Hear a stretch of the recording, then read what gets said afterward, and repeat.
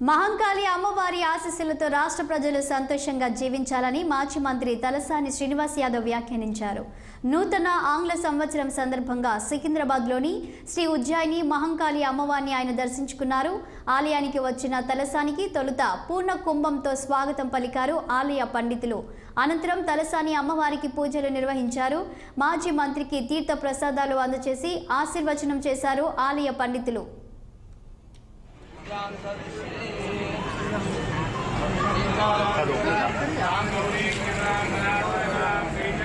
Hello.